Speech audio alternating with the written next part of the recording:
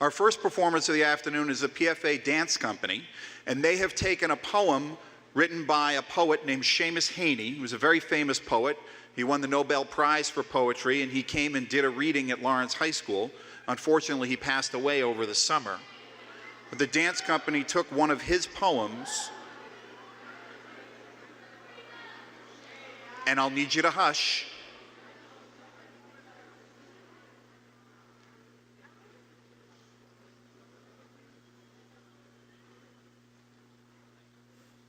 The dance company took one of Heaney's poems. It's called Lovers at Iran, and it's a poem about the ocean crashing into the shore.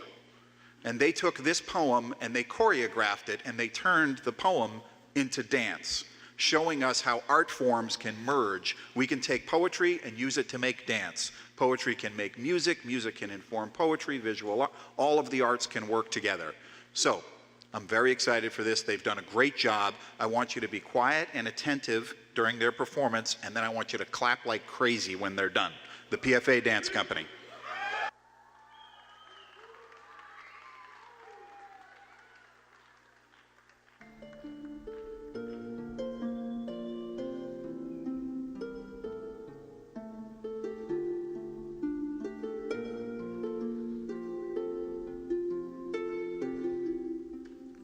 The timeless waves, bright, sifting, broken glass, came dazzling around into the rocks, came glinting, sifting from the Americas to possess Iran.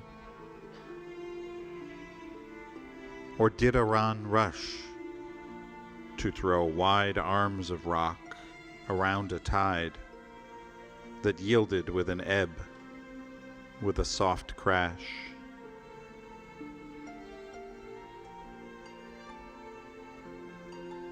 Did sea define the land, or land the sea?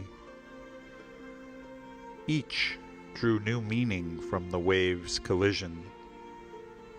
Sea broke on land to full identity.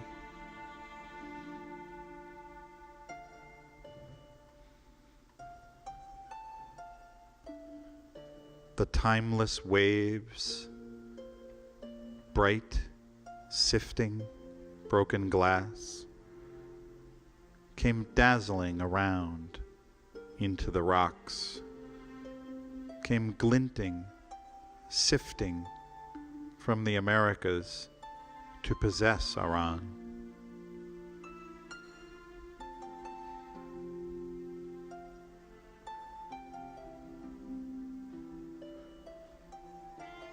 Or did Iran rush to throw wide arms of rock around a tide that yielded with an ebb, with a soft crash?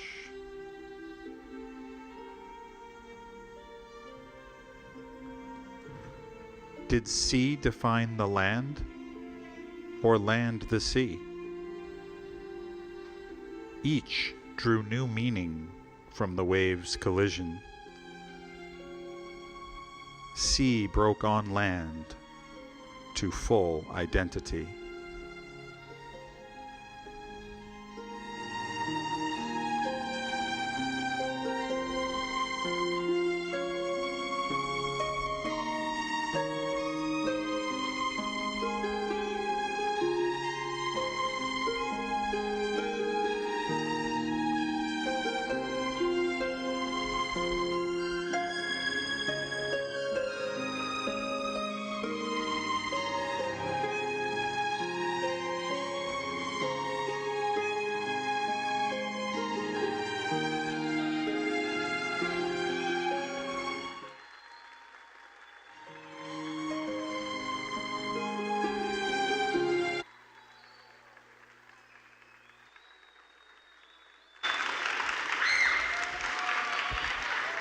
Yeah, give it up for the PFA Dance Company. How awesome was that?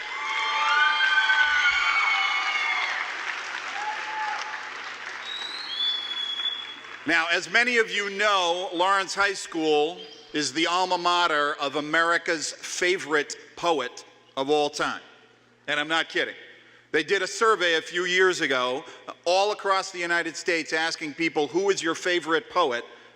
And the #1 answer was Robert Frost, who graduated from Lawrence High School in 1892.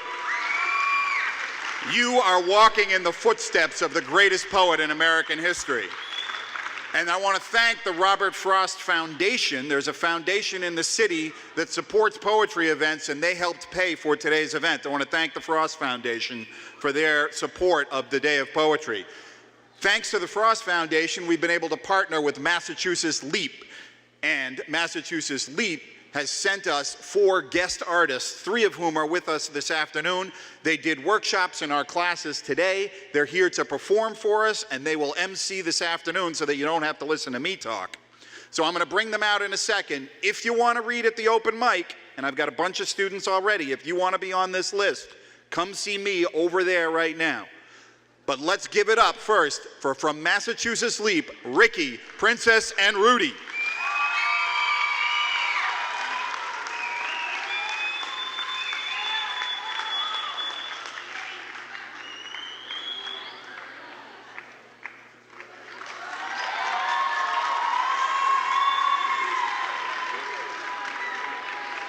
There's so many of you guys. Oh, wow, I feel like a rapper. You see my cool walk? You see my cool walk? Cool.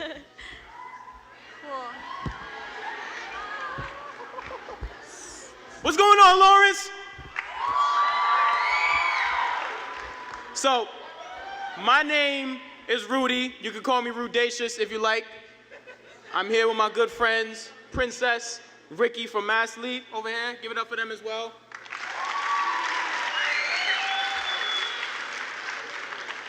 Real quick, before we get into the whole hosting spiel of, you know what I'm saying, about what's about to go on with this open mic, give it up for the students that were just up here right now. That was beautiful.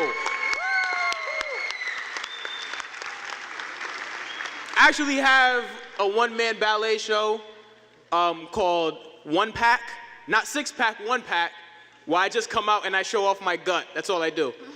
It's beautiful. It's beautiful. It makes people cry. You know what I'm saying? Now, I'm really happy to be here, you know what I'm saying, to be able to hear you guys do you guys' poetry and stuff like that. Who's going to be sharing? Where's some people that are going to be sharing? Raise your hands up. Raise your hands up. Okay, I see some people over here. Some people over here that are going to be sharing up. All right. Now, we're going to be doing on-deck call. So we're going to call up one person, and then we need someone off on the side as well. You feel what I'm saying? Whoever's going to be next. We'll announce that later. But right now, though, I want to do an audience check. Can we do an audience check real quick? Yes. Okay, now see, I got my judge Ricky over here. You know what I'm saying? He's gonna judge you guys with the thumb system. Whether you guys are hype enough to get this started. Because although this is poetry, we're not gonna do none of that finger snapping stuff. Nah, right? We're not gonna do none of that. If you like something, if you hear something that you like, you guys can make noise. You feel what I'm saying? So, you guys are there. You guys are definitely there. But we're going to do an official test, you know what I'm saying? And he's going to do the thumb test to see if you guys are on point with the noise. So on the count of 3, I need everybody in here to make as much noise as you possibly can, okay? Are you guys ready? 1, 2, 3.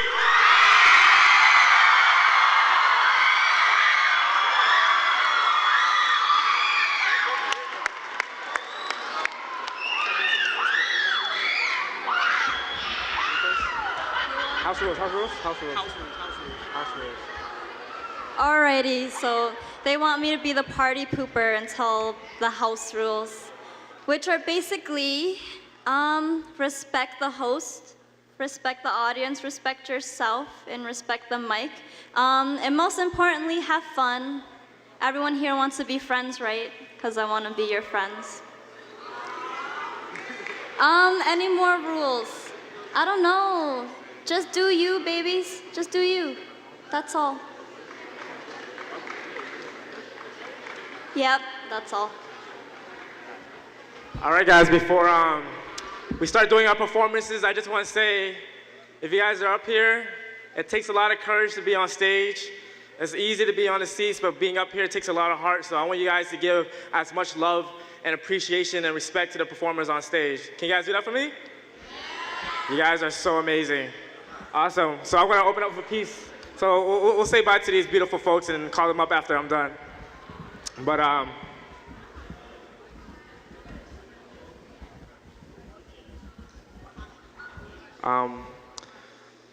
if it does get too loud, we're going to say one mic, and that means exactly what it sounds like. That is one mic in this house, all right? I want to share a poem with you guys that is based off a really interesting experience of myself. It's called, "To the Guy Who Tried to Sucker Punch Me in My Face at My Best Friend's Party. I hate you. A large part of me really wanted to kick your butt, but I don't owe that much to you. I just spent the past 4 hours trying to get everyone to dance in the living room by dancing in the living room. The time now is when tired has made a home out of my body and I just want to go home and knock out. I grab my girlfriend by the hand and leave with only what I can carry.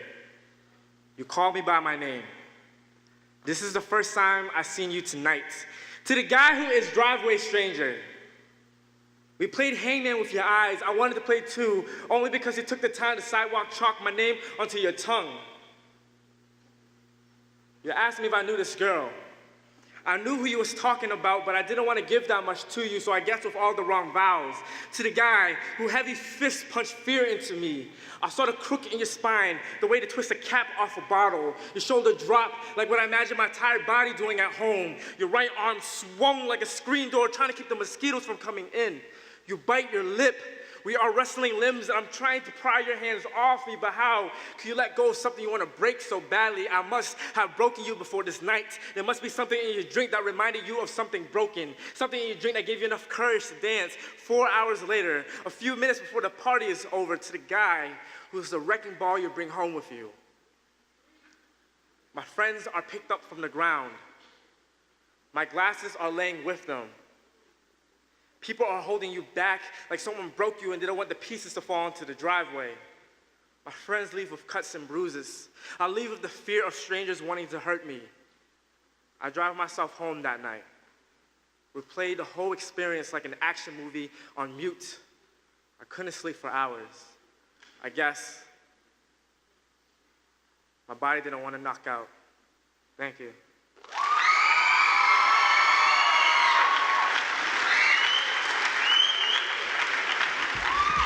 How you doing, Lawrence? Y'all have a beautiful city. I'm so happy to be here. I'm from next door. I'm from Lowell, Massachusetts. I am Cambodian, so shout out to all the Cambodians in the house. Hey! I'm gonna share one more piece, and I'm gonna bring up another beautiful poet for you to share her poem. But one mic, guys, one mic.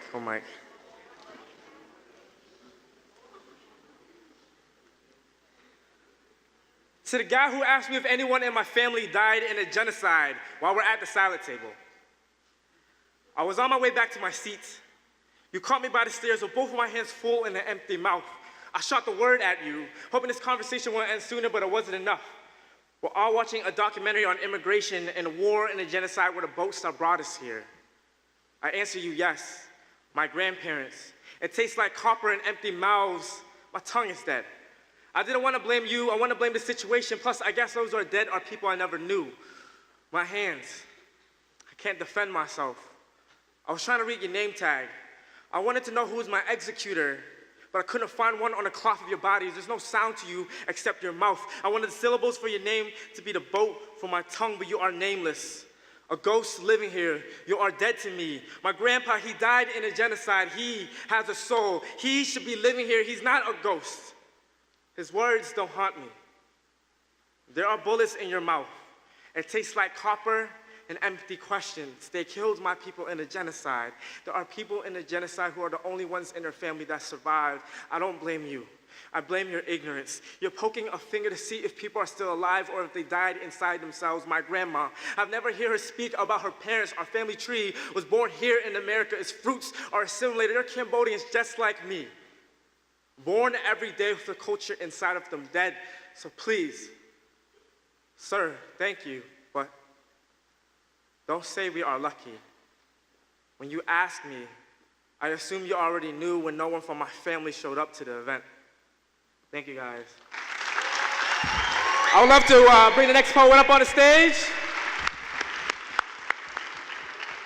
Make some noise for your next poet.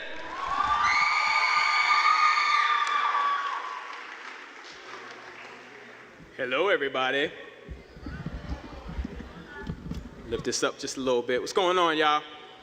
All right, so little something before I do this poem. I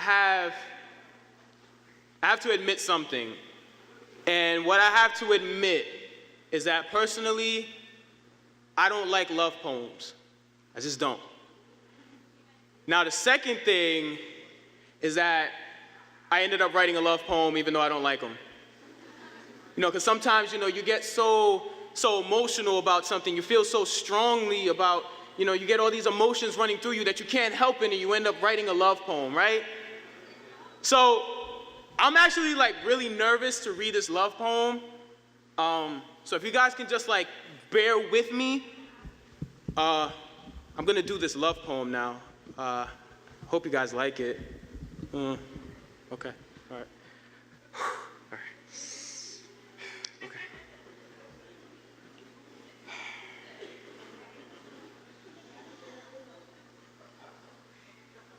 I love my baggy jeans.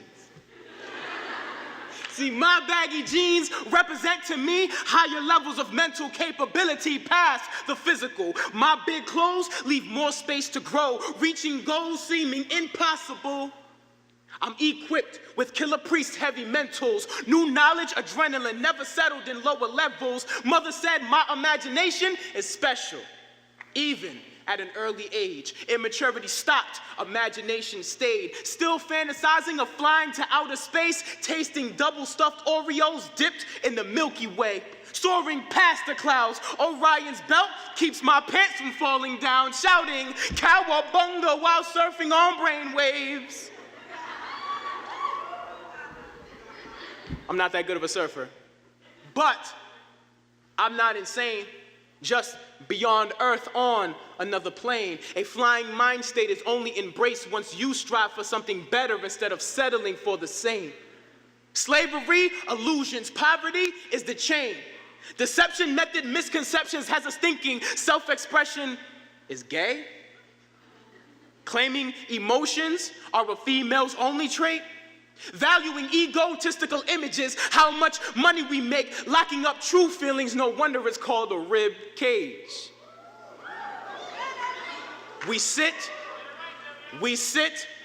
complain, never make a change. How much sense does that make? Settling for senseless living is asking for pain. If your path is leading towards failure, switch lanes. Make your number one priority having a smile on your face. Seek beauty in every single thing. Beauty is everywhere, even when it's not there. Ugliness exists to show what true beauty is.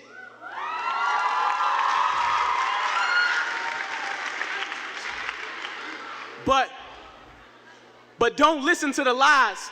I speak from experience. I was dealt cards saying futures from the hood don't exist. Our community has half of our young kids doing life bids, selling dope to dope fiends itching for a fix, laying decaying 6 feet deep in a ditch, slaying the disagreements that turn into murders quick.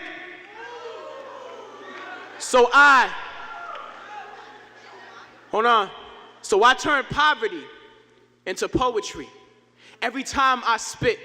Using rhythmic rhetorics for a riotous influence of righteousness. On the corner hustling, but knowledge is my product. This hustle, you can't knock it. I cop it from my connect. Life and college, investing in love, letting my soul get the profit. Flipping an ounce of negativity to a kilo of positivity. Cooking up wisdom, selling all my people prosperity. Life in this world is constantly full of casualties, so I turn losses to motivation. Optimism is my therapy.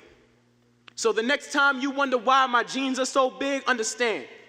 Every time I put them on, I think of all this. Bigger pants, bigger pockets to fit more things. Like the mental notes I write to find happiness.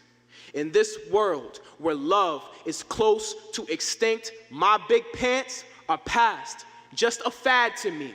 It has a deeper means to keep a sky full of sunshine in the pocket of my baggy jeans. Thank you.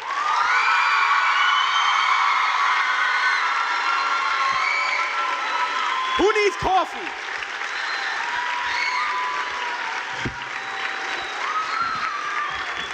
Let me tell you something. Hold on. Let me tell you something real quick, okay? With energy like that, I don't need to drink coffee. That gets me. That's my caffeine right there, baby. You know what I'm saying? Start dancing. Hold on. I heard the majority of the population here was Spanish, right? So, ¿qué lo que? What's happening? All right?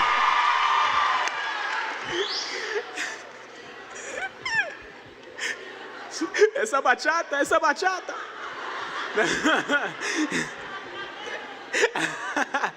All right. So now I got one more poem for you guys. Can I get everyone's attention, please?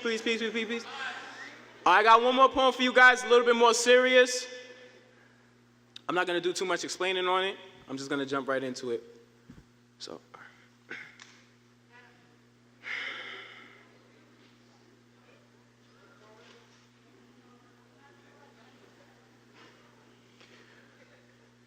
October 10th, 2010. I lost my aunt to a fight with cancer. She lived in Santo Domingo, Dominican Republic, but through her advice was always right by my side, teaching me women are not difficult to understand if you just listen. Tía, second mother, segunda madre, so we called you Mami Carmen. I miss you, but I thank you for opening my ears to hear deeper than shattered Grand Canyons after earthquakes. I can hear you now dancing. Te oigo ahora bailando as Taíno ancestors bang eardrums, playing music that motivates to live for you, having breakthroughs instead of breakdowns, tía. Tus palabras repiten. Cuando me dijiste yo tengo el sangre de un Hernández, nosotros entramos trabajadores y salimos el jefe. Your words repeat when you told me I have the blood of a Hernández. We walk in employees and walk out bosses, tía.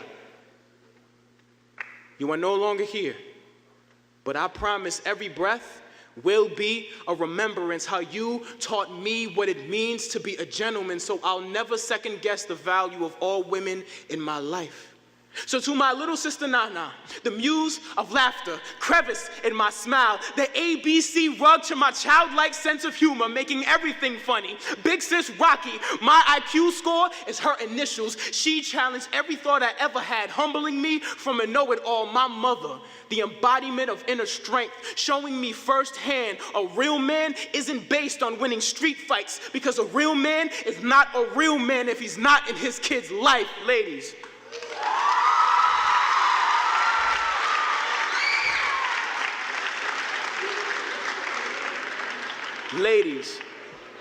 Ladies, this poem is not a cheap attempt at getting your phone number.